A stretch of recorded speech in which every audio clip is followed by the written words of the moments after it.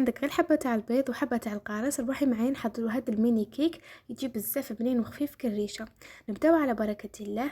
عندي حبة تاع البيض، درت لها رشه تاع الملح، فنجال تاع سكر، هنا عبرت بالفنجال الصغير.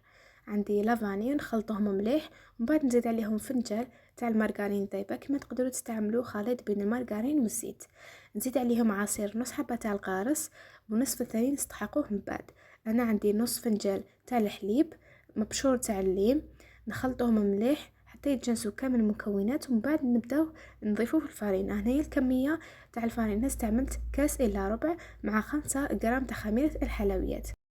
دهنت هذاك المول بشويه تاع الزيت، رشيت عليه الفرينه وندخلوها تطيب على درجه حراره عاليه. شعلت المروحه حتى تطلع بسرعه ويجينا خفيف هذاك الكيك من داخل.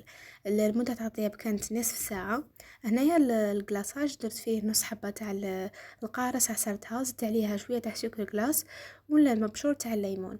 نحركو مليح حتى نتحصلوا على كلاصاج يكون قوام تاعه شويه خفيف. حتى يبرد مليح واحد 10 دقائق وزينته بهذا الشكل.